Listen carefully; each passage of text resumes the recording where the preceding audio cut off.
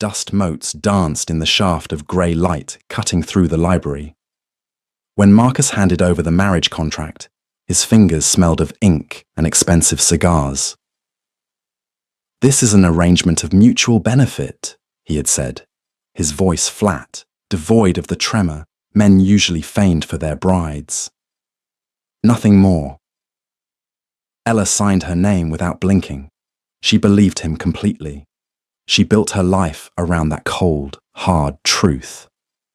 And that was exactly where he lost her. Rain lashed against the windows of the carriage, sounding like handfuls of gravel thrown by an angry child. Inside, the air was thick with the scent of damp wool and the sharp medicinal tang of Marcus's shaving soap. Ella sat rigidly opposite her new husband, the leather squabs of the seat freezing against her spine despite her heavy coat. They had been married 3 hours ago in a drafty chapel that smelled of mildew and old brass. There had been no flowers, only the skeletal branches of November scratching against the stained glass. Marcus had worn a charcoal suit that fit his broad shoulders perfectly, though his jaw had been tight enough to crack walnuts. He hadn't kissed her.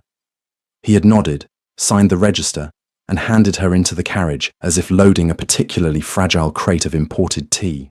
"We will reach Ashbourne before dark," Marcus said, breaking a silence that had lasted since they cleared the London suburbs. He didn't look at her. His gaze was fixed on the muddy road sliding past the window. "Very well," Ella replied. Her voice was steady, betraying none of the nausea roiling in her empty stomach. She studied him while he looked away. Marcus, Duke of Ashbourne, was not an ugly man, but his features looked as though they had been chiseled by someone in a hurry. A sharp nose, heavy brows, a mouth that seemed completely unaccustomed to smiling. He was 10 years her senior, 34 to her 24, and carried the exhausting exhaustion of a man who managed too many acres and too many people. He needed a duchess to manage his chaotic estates and fulfill the societal expectation of a settled lord. Ella needed her late father's crippling gambling debts, paid before the creditors came to throw her and her younger sister into the gutter. Marcus had purchased her competence. She had purchased her survival. It was a transaction, clean, bloodless. When the carriage finally lurched to a halt before the sprawling limestone monolith of Ashbourne, the cold had seeped deep into Ella's marrow. A line of servants stood waiting under the portico, shivering in their livery. Marcus stepped out first, his boots crunching on the wet gravel. He turned and offered his hand. His palm was calloused, surprising for a duke, and warm. Ella took it, stepping down carefully, mindful of the mud threatening her practical grey hem. "Welcome to Ashbourne, Your Grace," the butler, a stooped man with rheumy eyes, said, bowing stiffly. "Thank you, Miller," Marcus said briskly. "Have Her Grace's trunks taken to the East Wing, the Blue Suite." Miller blinked, a micro-expression of surprise flitting across his lined face before he smoothed it away. "The East Wing, Your Grace? Not the Master's Corridor?" "The Blue Suite," Marcus repeated, his tone dropping an octave. "It has the best morning light. Ella prefers to rise early." He looked at her, expecting, what? A protest? A flicker of disappointment? Ella felt only a profound, hollow relief. The East Wing. Separate quarters. Separate lives. "That sounds perfectly suitable," she said, her voice carrying clearly over the wind. "Thank you, Marcus.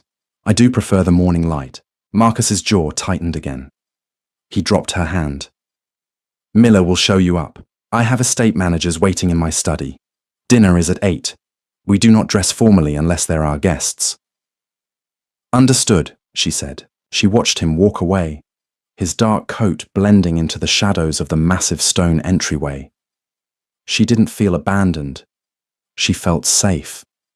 Her mother had married for love, and it had resulted in a lifetime of weeping over unpaid butcher's bills and a broken heart when her father drank his affections away.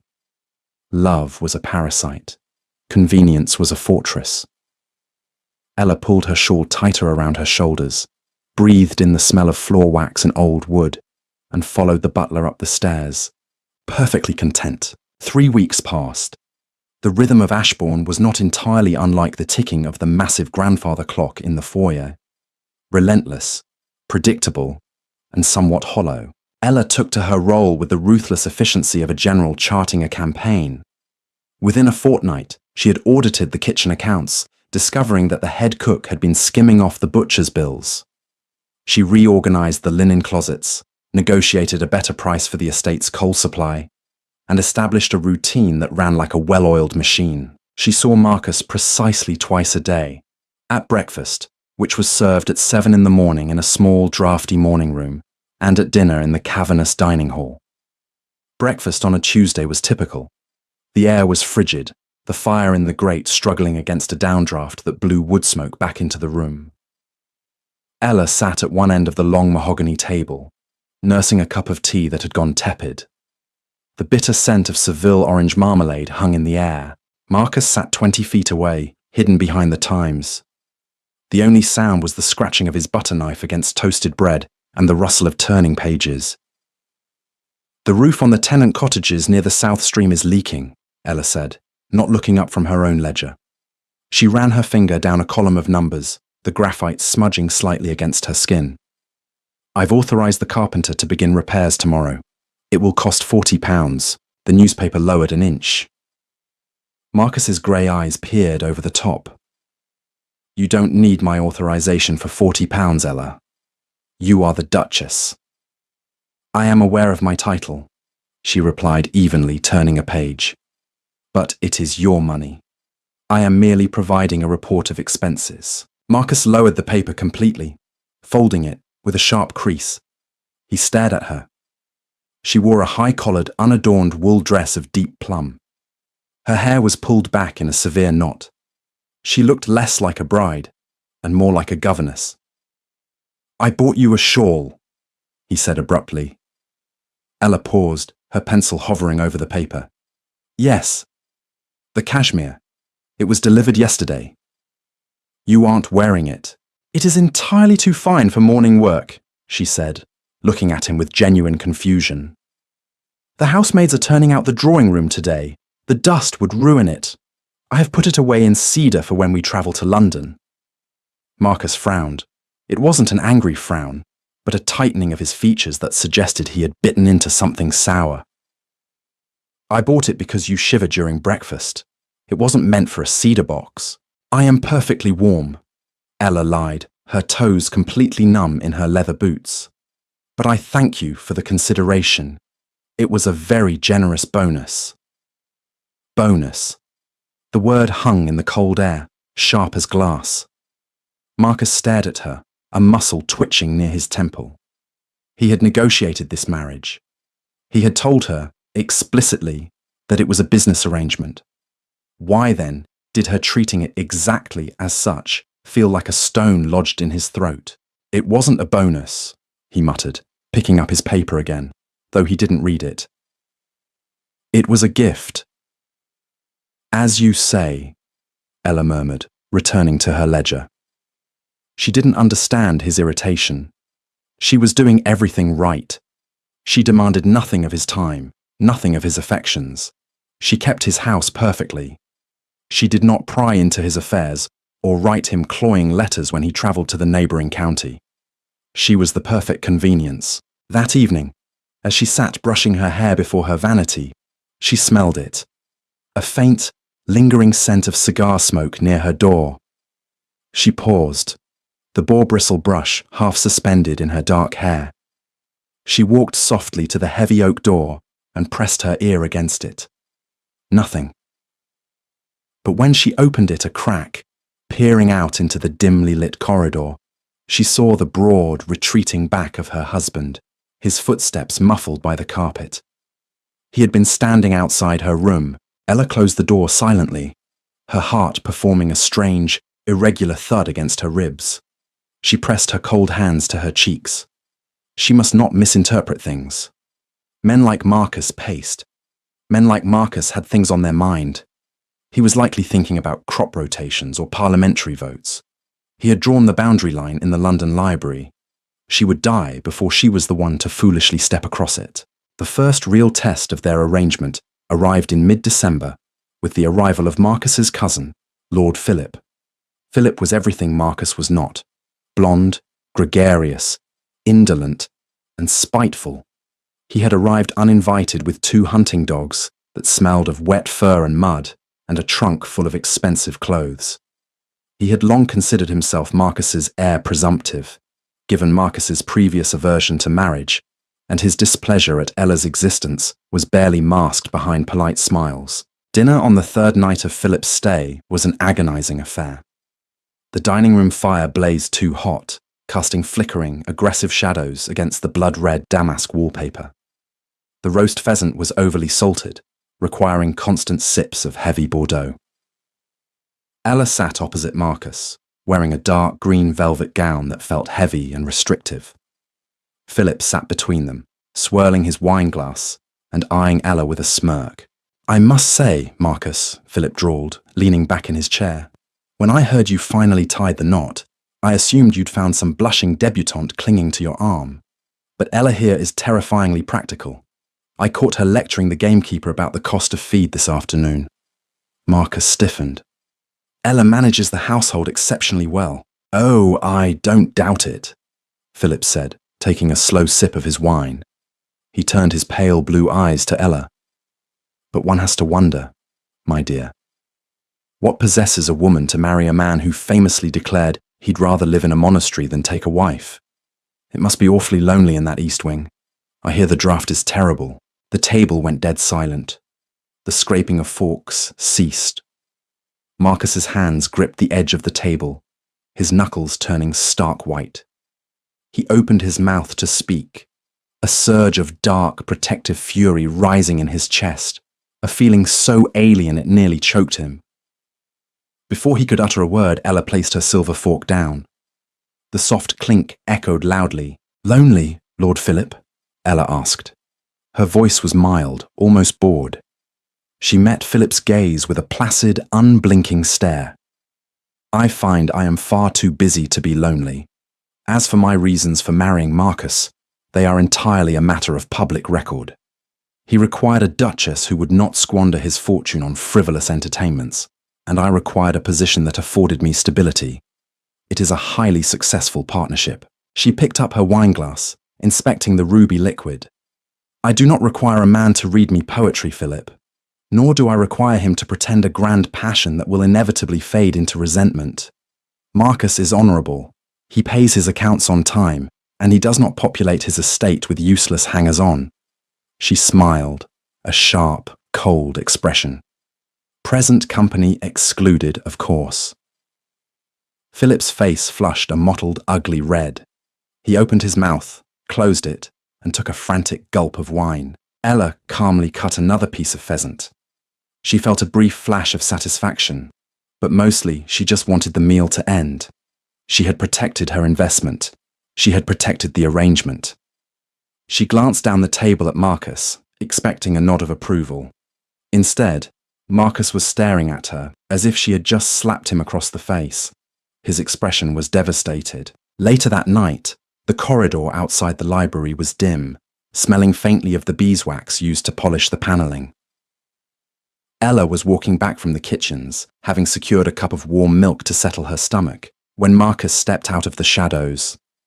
He blocked her path. He had discarded his jacket and cravat, his white shirt open at the collar, revealing the strong column of his throat. He looked dishevelled, dangerous, and exhausted. "Why did you say that?" he demanded, his voice a low rasp.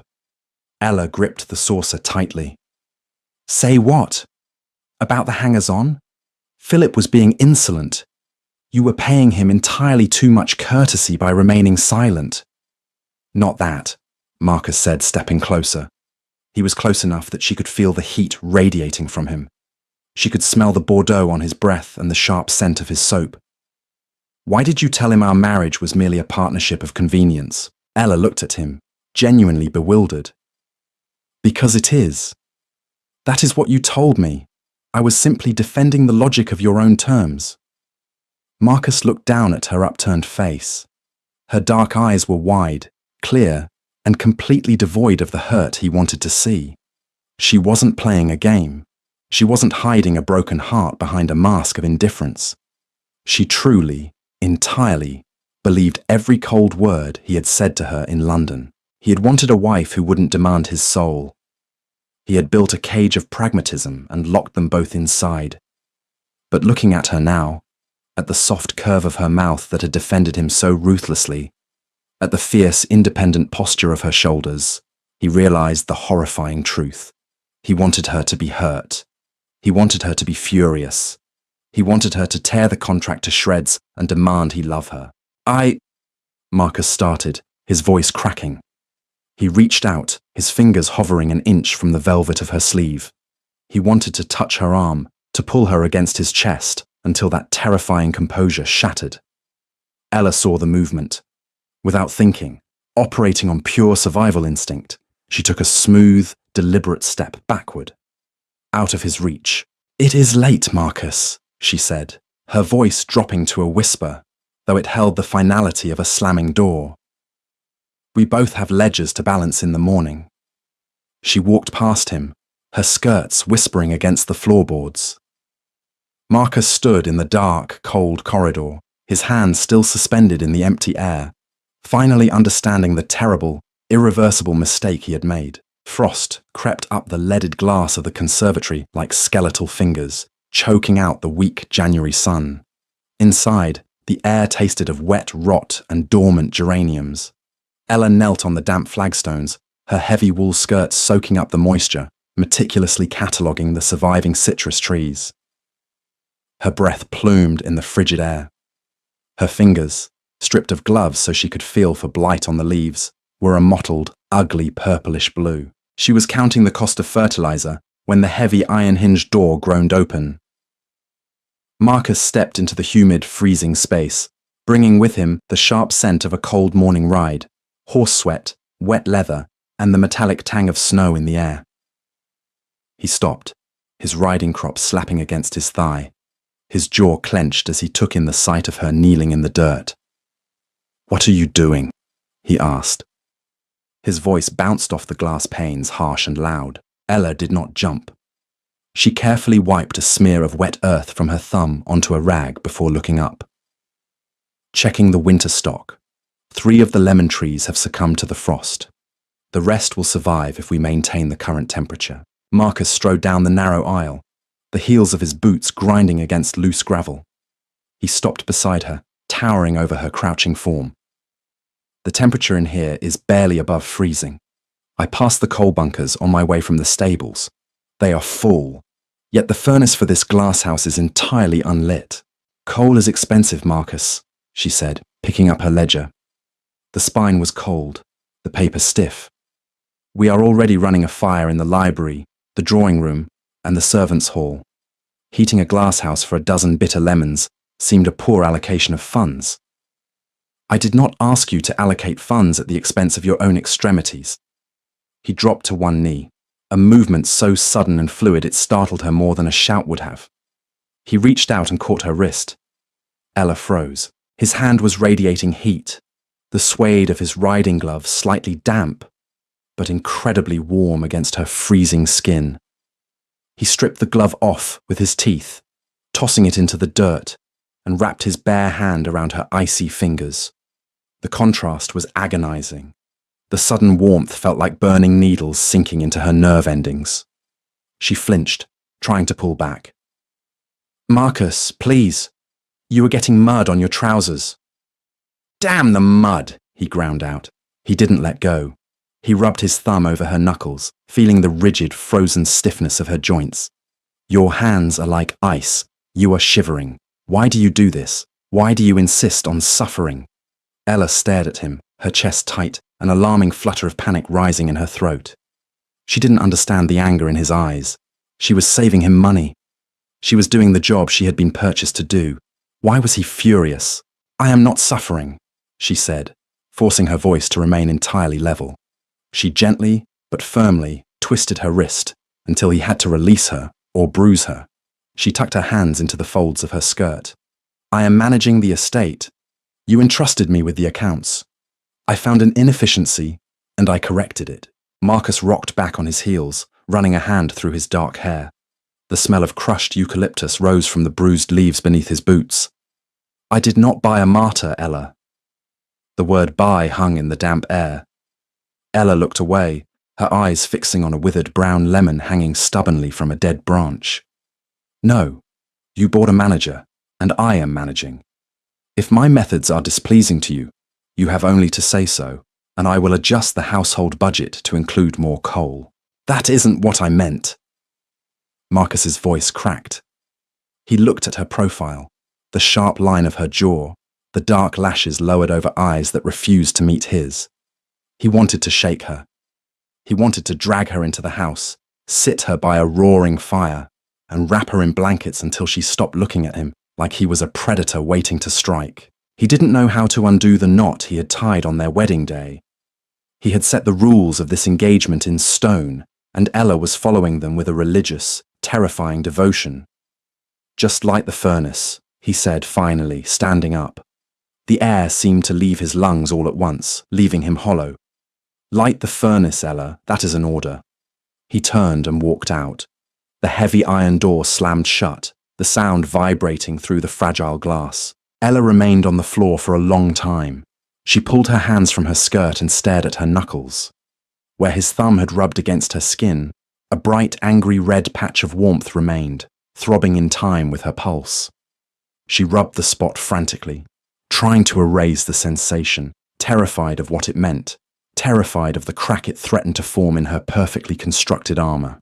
The cough started 2 days later. It was dry, rattling deep in Ella's chest, tasting of iron and dust. She ignored it. Her father had ignored the mounting pile of promissory notes on his desk until the bailiffs broke down the door, smelling of stale beer and violence. Ella had learned early that ignoring a problem didn't make it vanish, but hard work could build a wall to keep the monsters at bay. She doubled down on her tasks. She inventoried the wine cellar, breathing in the mold and stale cork. She reviewed the tenant leases in the freezing morning room. But by Thursday afternoon, the edges of her vision had begun to blur, swimming with small, black spots. The library was quiet, save for the ticking of the mantel clock and the scratching of her quill. She was attempting to reconcile the blacksmith's invoice, but the numbers kept sliding off the page. The room was unnaturally hot, or perhaps she was. Her skin felt too tight, stretching painfully over her cheekbones. She needed to dip her pen. She reached for the heavy glass inkwell, but her hand trembled violently. Her knuckles rapped against the rim. The inkwell tipped. Time seemed to slow as the black liquid spilled across the polished mahogany desk, cascading over the edge and splashing onto the pale blue Persian rug.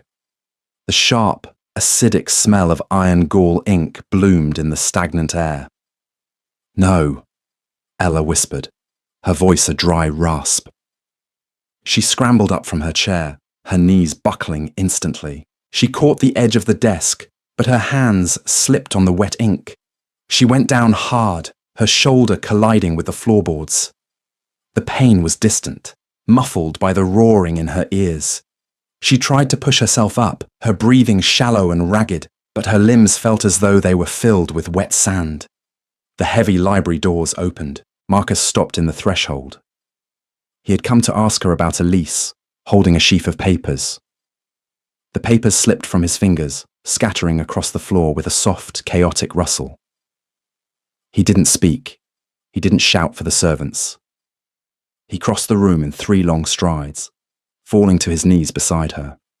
"Ella." His hands were on her shoulders, rolling her onto her back. Her eyes were half open, glassy and unfocused. A smear of black ink stained her cheek like a violent bruise. When Marcus touched her face, he let out a sharp, involuntary breath. She was burning. Heat radiated from her skin, a dry, terrifying furnace. "The ink," she mumbled, her head lolling against his arm. "I ruined the rug. Deduct it. Deduct it from my allowance." "Quiet," Marcus said. Panic, cold and sharp as a butcher's knife, sliced through his chest. He slid his arms under her back and behind her knees, lifting her effortlessly. She weighed nothing. She felt like a bundle of dry kindling, fragile enough to snap under his grip. He carried her out of the library, shouting for Miller, his voice finally tearing through the quiet estate. Servants scrambled, their footsteps frantic on the stairs. "Fetch Dr. Harrison, now!" Marcus barked at a terrified footman as he took the stairs 2 at a time. He bypassed the east wing entirely. He kicked open the door to his own chambers, the master suite, and laid her on the massive 4-poster bed. The mattress sank under her meagre weight. Mrs. Hughes, the housekeeper, arrived minutes later with a basin of cool water and linen cloths, smelling strongly of lavender soap and sheer terror. "Oh, Her Grace," she fretted, wringing her hands. "I knew she was working too hard in that draughty house. Let me undress her, Your Grace." "Do it," Marcus said, pacing to the window, his hands running roughly over his face. The smell of her ink was still on his cuffs. He looked down at his hands, stained black, trembling slightly. For the next 3 days, time dissolved into a brutal cycle of wet flannels, the bitter stench of steeped willow bark, and the ragged, agonizing sound of Ella fighting for breath. The physician had come and gone, muttering about dampness of the lungs and prescribing rest and warm broths. Marcus did not leave the room. He slept in a chair by the fire, his neck cramped, his clothes wrinkled and smelling of smoke. He refused to let the maids sit the night watches. On the 3rd night, the fever broke its banks, dragging Ella into a restless delirium. The room was shadowed, lit only by a single branch of candles and the dying embers in the grate.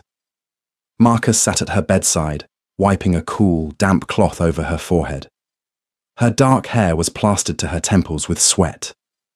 "Don't!" she suddenly gasped, her hands flying up to weakly grip his wrist. Her eyes flew open, but she wasn't seeing him. She was seeing ghosts.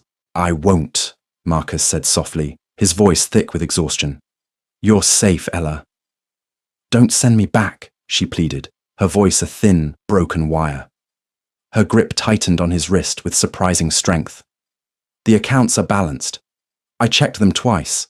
I saved £40 on the timber. I am useful. Please, I am useful." Marcus froze, the damp cloth suspended over her brow. It felt as though someone had driven a spike through his ribs.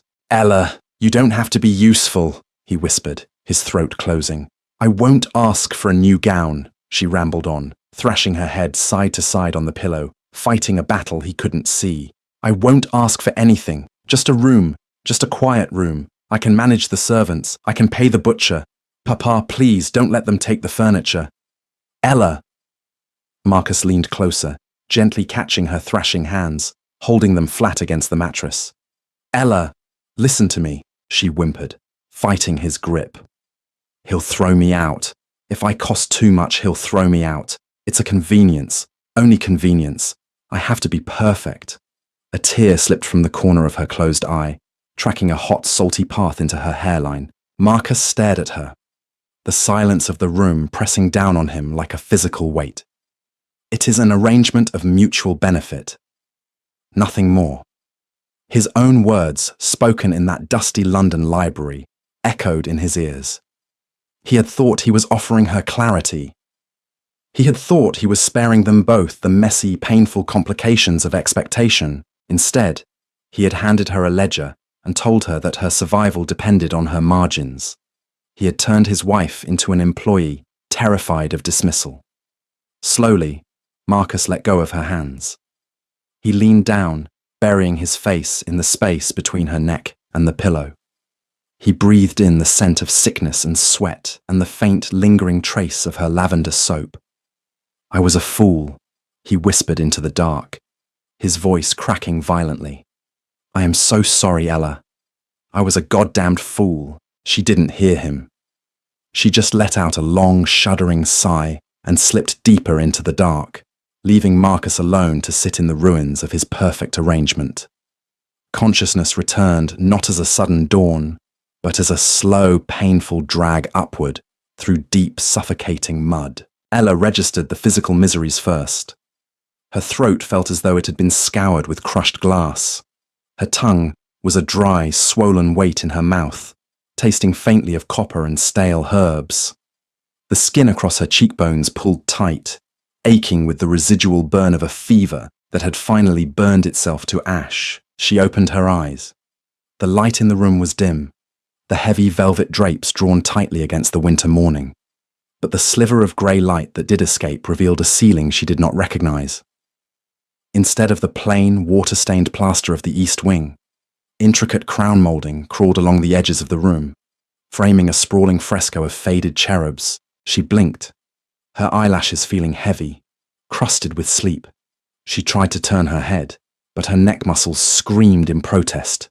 She was buried under a mountain of heavy, down-filled quilts that smelled of cedar and something inherently masculine. The scent of Marcus's shaving soap. Panic, sharp and cold, spiked in her chest. She pushed her hands against the mattress, intending to throw the blankets off, but her arms simply gave way. They trembled violently, possessing the structural integrity of wet paper. She collapsed back into the pillows with a pathetic, breathless gasp. A shadow moved in the corner of the room. The heavy leather of a wingback chair creaked, and then Marcus was there. He stepped into the sliver of grey light, and for a fractured second, Ella did not recognize the Duke of Ashbourne. He looked ruined. He wore the same linen shirt he had worn days ago, now violently wrinkled and hanging open at the collar. His cravat was gone. A heavy dark shadow of stubble covered his jaw, making his face look sharper, older. Deep bruised crescents of purple hung beneath his bloodshot eyes. He smelled of stale tobacco smoke, burnt candlewick, and the sharp, sour tang of adrenaline. "Don't move," he said. His voice was a harsh, gravelly scrape that tore through the quiet room. He crossed the space between them in 2 strides, stopping at the edge of the massive bed. He didn't hover, but he stood close enough that she could feel the heat radiating from his large frame. He reached for a crystal pitcher resting on the bedside table. His hand, usually so steady holding a ledger or a riding crop, shook visibly as he poured water into a glass.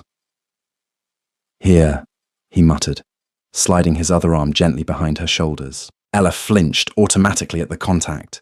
His muscles went entirely rigid against her back, but he didn't withdraw. He lifted her just enough to bring the rim of the glass to her cracked lips. The water was tepid, tasting slightly of dust, but as it hit the back of her throat, it felt like salvation. She drank greedily, coughing as she swallowed too fast. Some of the water spilled over her chin, soaking into the fine lace of the nightgown she was wearing. Wait, the nightgown. She looked down, her mind sluggishly putting the pieces together. This was not her heavy, practical wool shift. This was silk, thin and delicate. She looked back up at Marcus, her eyes wide, her chest beginning to heave. "The accounts!" she gasped, her voice sounding like dry leaves crushing together. "The ink! On the rug in the library. I spilled the ink." Marcus closed his eyes. The muscle in his jaw ticked frantically. He lowered her back onto the pillows, pulling his arm away as if he had been burned. He set the glass down with a heavy thud. "To hell with the ink, Ella." Her breathing hitched. He was angry. Of course he was angry. She had ruined a Persian rug and she was occupying his bed. "How long?" she whispered, her hands balling into weak fists at her sides. "How many days have I been asleep?" 4 days. The blacksmith's invoice was due on Tuesday. The kitchen maids needed their wages distributed on Wednesday. The estate was running without its manager. "I apologize," she said, forcing the words out through her raw throat. She tried to sit up again, her elbows digging into the mattress. "I will make up the time. I can audit the week's expenses from here if Miller brings me the box. The rug. Deduct the cleaning from my household allowance." "Stop!" Marcus grabbed her shoulders. He didn't press her down, but his grip was firm, anchoring her in place. His hands felt entirely too large, too warm against the thin silk of her gown. "Stop talking about the damn accounts. Stop talking about your allowance." "But I failed to complete the quarterly." "Ella!" he shouted, the sound cracking like a whip. She went perfectly still, her eyes locking onto his, wide and terrified. She braced herself for the reprimand, for the cold, pragmatic assessment of her failure. Instead, Marcus dropped his head, his chin resting against his chest. His breathing was ragged, uneven. When he looked up, the anger was gone, replaced by a hollow, devastated exhaustion. "You nearly died," he said, his voice dropping to a whisper. "Your fever hit 104 degrees.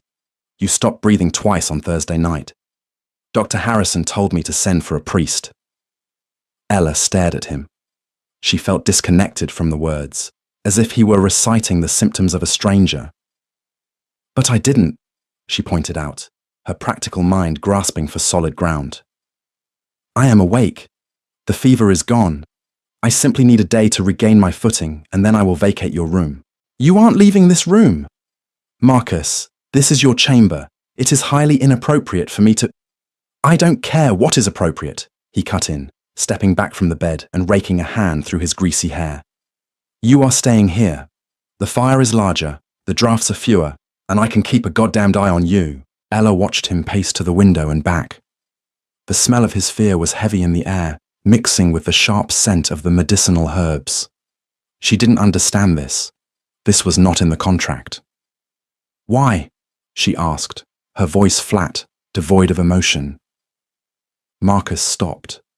He looked at her, lying small and pale against his massive pillows, her dark hair a tangled mess, her eyes defensive and calculating. She was looking at him the way a trapped fox looks at a gamekeeper. "Because," Marcus started, his voice failing him.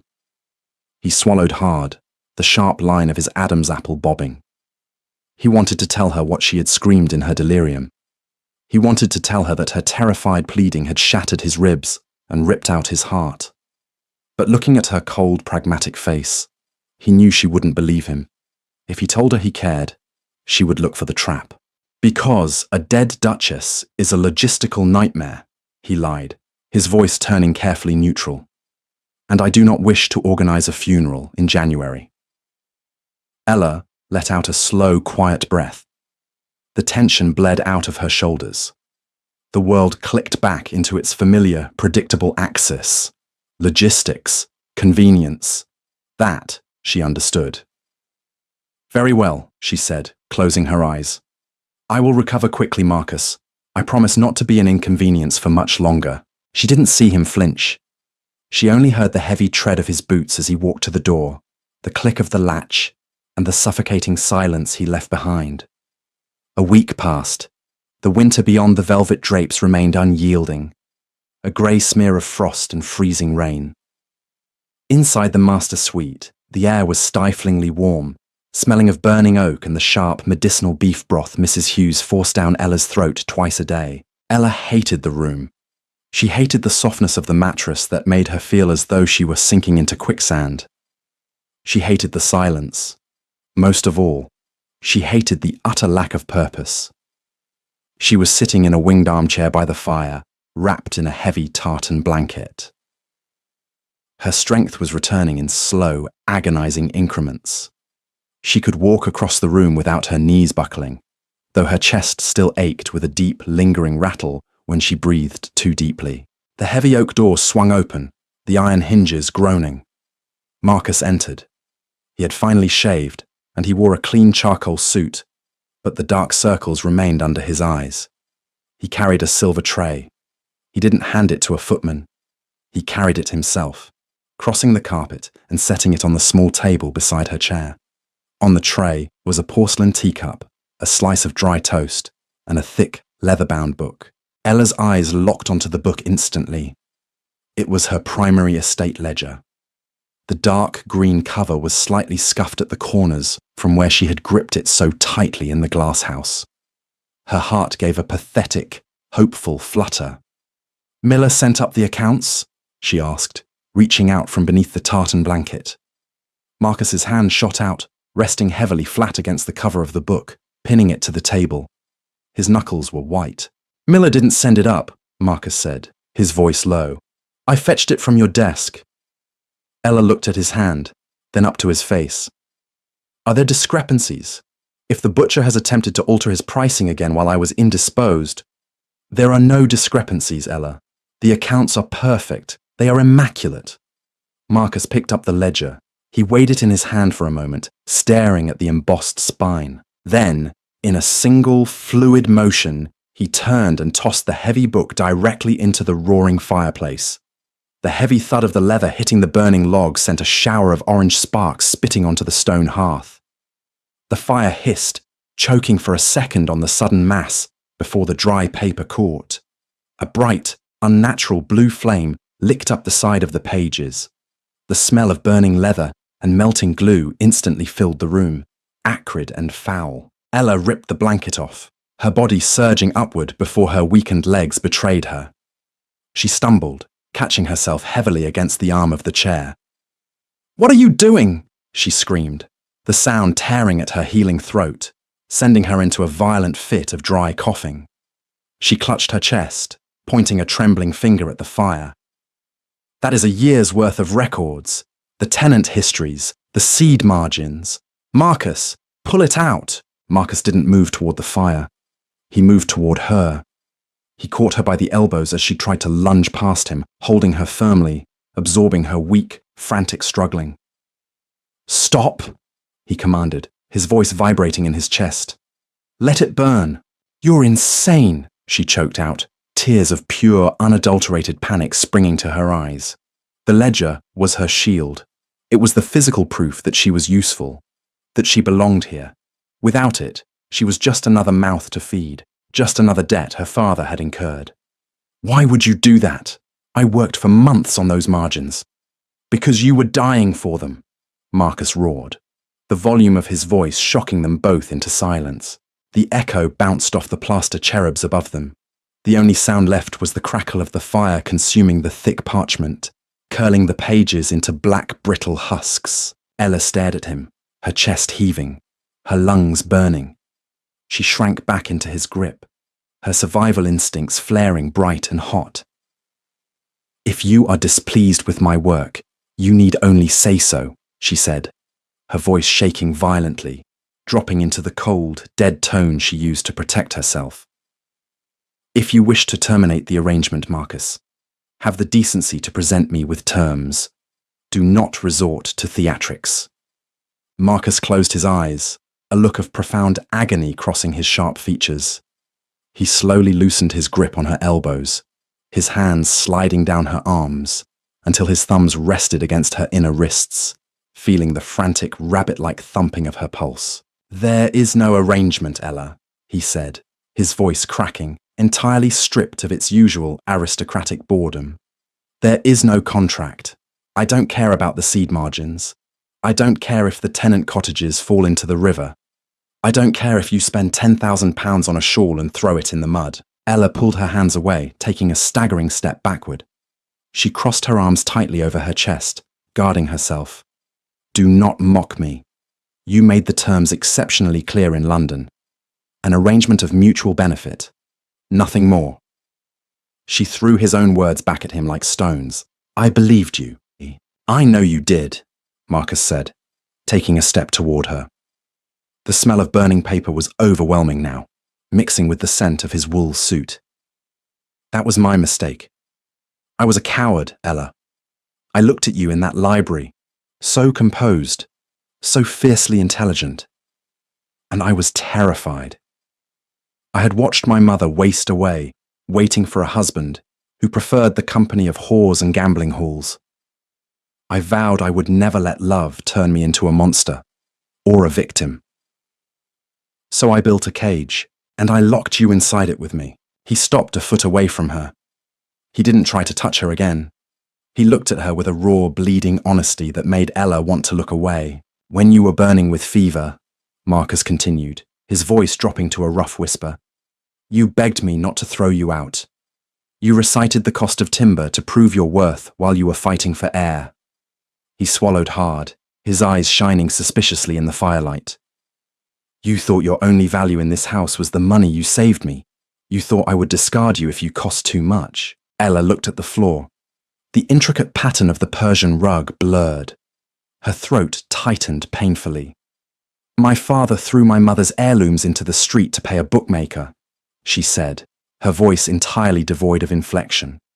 "Love is a luxury for people who can afford to lose. I cannot afford to lose, Marcus. I have to be useful. It is the only currency I possess.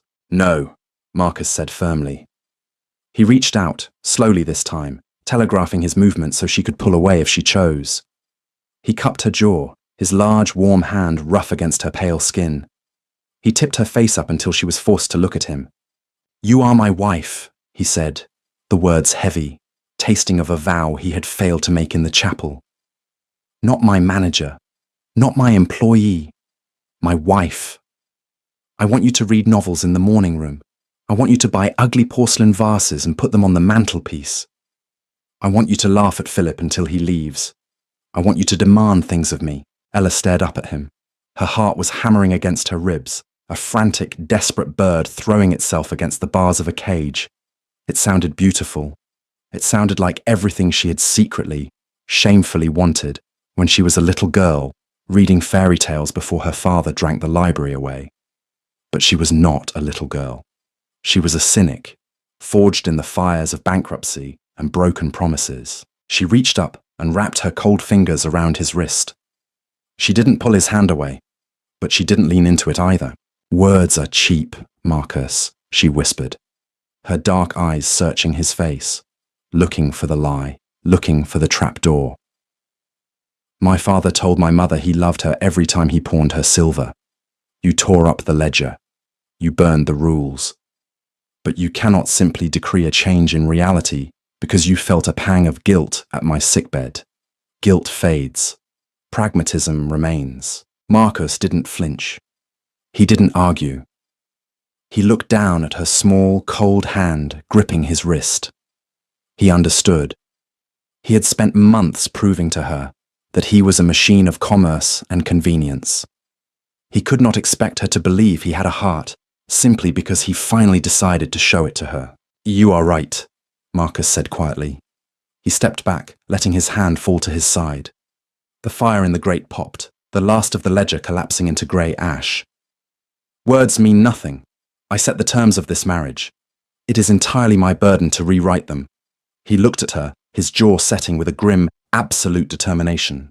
Keep your armor on, Ella, he said, walking backward toward the door, not breaking eye contact. Keep your walls high. I don't expect you to drop them. But I am going to tear them down, stone by stone, no matter how much it costs. The heavy door closed behind him with a soft, final click. Ella stood alone in the center of the stifling room, the smell of burning leather still clinging to the air, her pulse racing, terrifyingly unsure if she had just survived a battle or if the true siege had only just begun. Mud swallowed the heels of Marcus's boots as he crossed the stable yard. March had arrived in Ashbourne not with a gentle thaw, but with a violent, freezing rain that turned the estate into a sprawling, grey swamp. The air smelled of wet horsehair, turning earth, and the sharp, metallic tang of iron from the smithy. Inside the manor, the quiet war of attrition continued. Marcus did not flood Ella's room with roses. He knew better. If he had sent her flowers, she would have calculated the cost of the hothouse blooms and drafted a lecture on botanical waste. Instead, he systematically dismantled the machinery of her survival. It started on a Tuesday. Ella, fully recovered and vibrating with the nervous energy of a caged greyhound, marched into the estate office to demand the new quarter's ledgers. She found a stranger sitting at the mahogany desk. He was a balding man with ink-stained fingers and a terrified expression. "Who are you?" Ella demanded, her voice sharp enough to cut glass. "Mr. Higgins, Your Grace," the man stammered, standing up so quickly his chair scraped harshly against the floorboards. "The new steward. His Grace hired me in London." Ella didn't yell. Her stomach simply dropped out of her body, leaving a cold, terrifying void. He hired a steward. She had been replaced. She was costing him money, and she was no longer providing a service. The countdown to her eviction had begun. She turned on her heel, the heavy wool of her skirt snapping around her ankles, and hunted Marcus down. She found him in the armory, stripping the firing mechanism of a fowling piece. The room smelled of gun oil, brass polish, and cold steel. He didn't look up as she slammed the heavy oak door shut behind her. "You hired a steward," she said. Her chest heaved. Her hands were balled into tight, white-knuckled fists at her sides. "I did," Marcus replied, his voice maddeningly calm. He wiped a grease-stained rag over a steel barrel. "Higgins comes highly recommended. He managed the Duke of Devonshire's northern properties for a decade. I was managing Ashbourne perfectly well." "You were," Marcus agreed, finally looking up. His grey eyes were entirely steady. "You saved me nearly £300 in 4 months.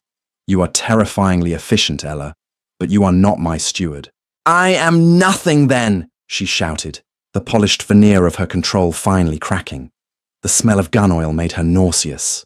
"If I am not managing the house, what am I doing here? What is my purpose? You cannot expect me to sit in the drawing room and stare at the wallpaper until I rot." Marcus set the heavy gun barrel down on the workbench with a solid clunk. He walked toward her, wiping the grease from his hands.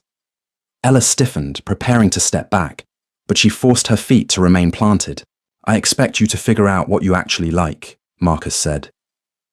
He stopped 3 feet away, respecting the invisible boundary she always drew between them. "I expect you to read a book that doesn't have numbers in it. I expect you to ride a horse because the weather is fine, not because you need to inspect a collapsed fence. That is frivolous. That is living, Ella," he countered gently. He reached into his coat pocket and pulled out a small, clumsily wrapped package wrapped in brown paper. He held it out. "I went into the village yesterday. I bought this for you." Ella stared at the parcel as if it were a ticking bomb. "I do not want jewellery, Marcus." "It isn't jewellery." Reluctantly, her fingers trembling slightly, she took it. The paper tore easily. Inside was a ceramic dog.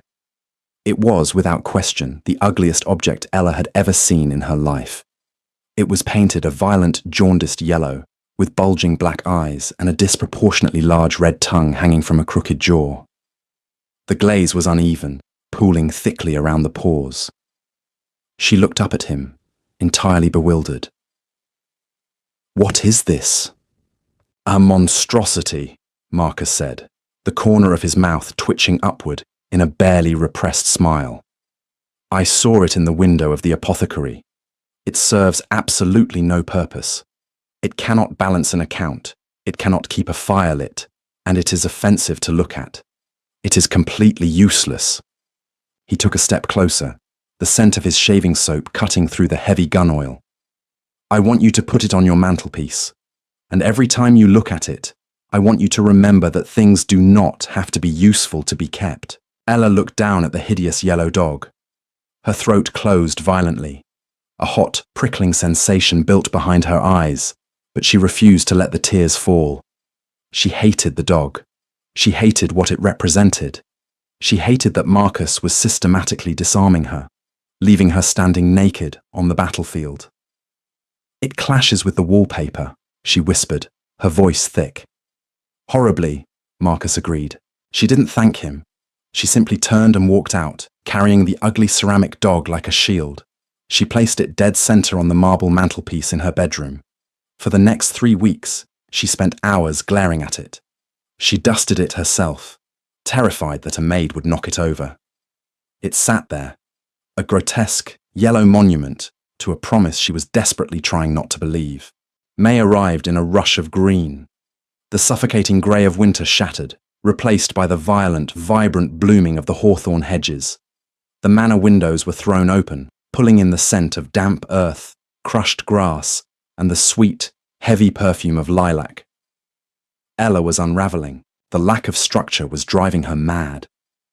For weeks, she had wandered the sprawling halls of Ashbourne like a ghost with no haunting to perform. She had tried reading novels, but the fictional heroines felt absurd and fragile. She had tried playing the pianoforte, but her fingers were stiff and out of practice, the wrong notes echoing mockingly in the empty music room. Marcus never pushed. He invited her to ride with him.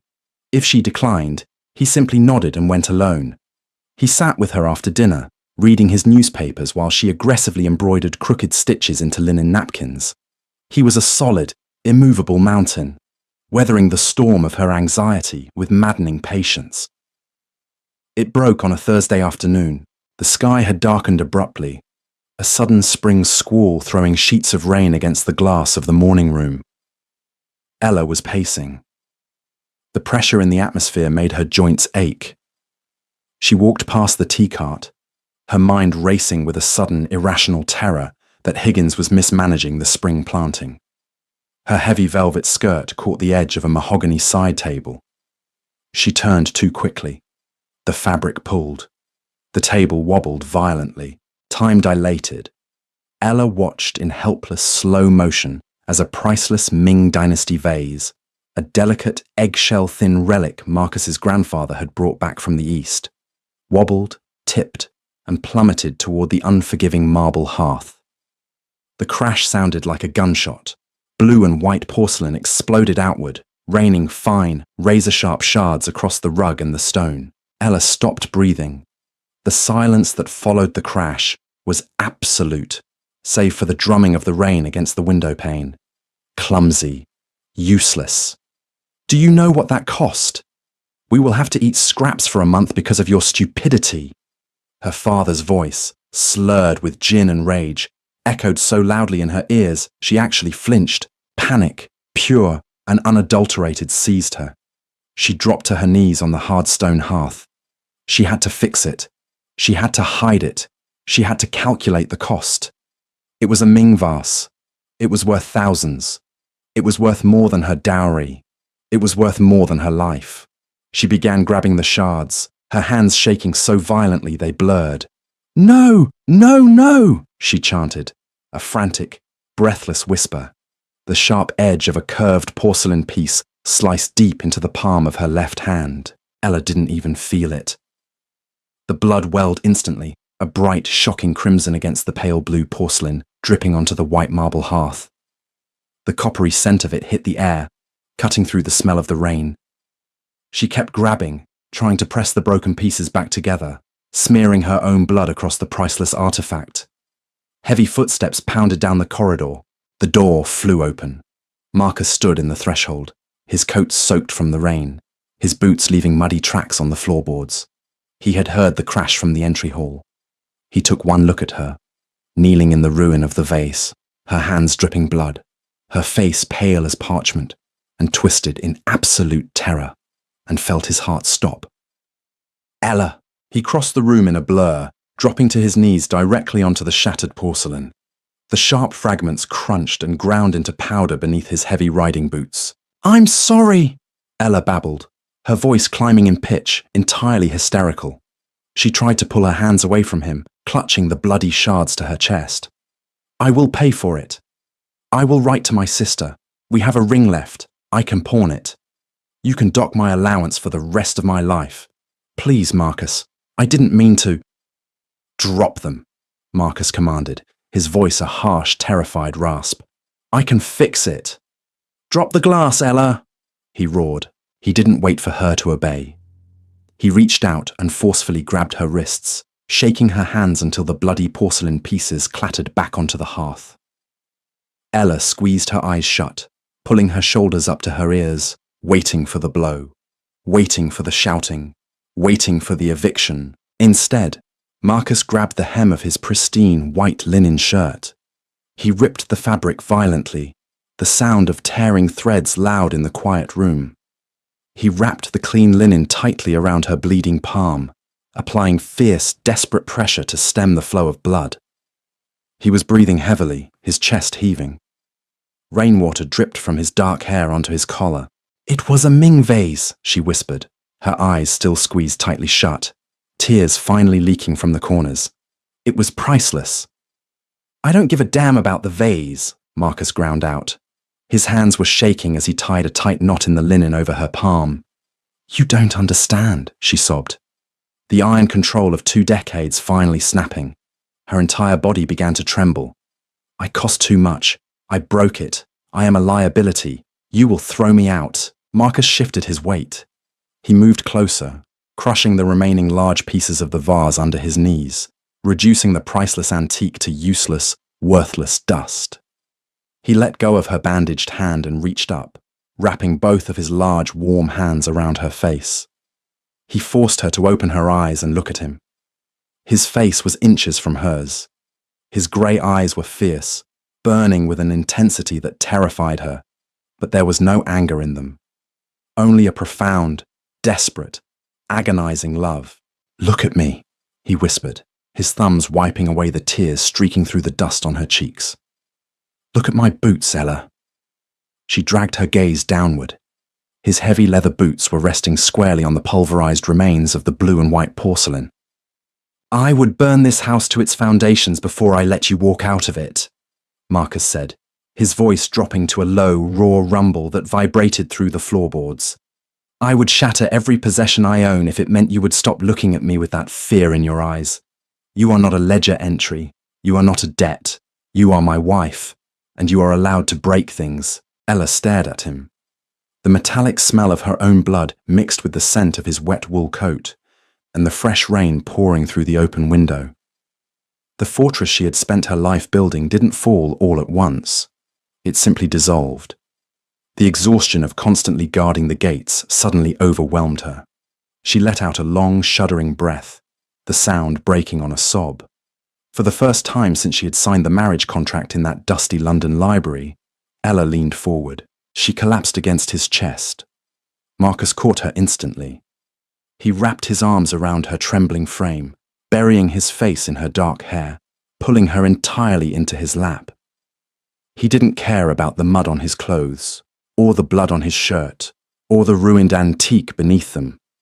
He just held her, tight and secure, a permanent anchor in a world that had always treated her like driftwood.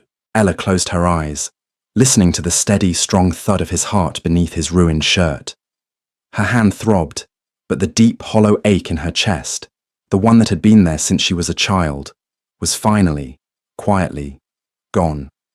She believed him, completely. And this time, it wasn't a mistake. Thank you so much for joining us on this emotional journey through Ella and Marcus's story. If their hard-won battle for trust and quiet, grounded love moved you, please hit that like button. It helps more than you know. Share this video with anyone who appreciates a historical romance that values gritty reality over fairy tale cliches. Don't forget to subscribe and ring the notification bell so you never miss our upcoming dramas. Leave a comment below telling us your favorite moment. And until next time, keep reading between the lines.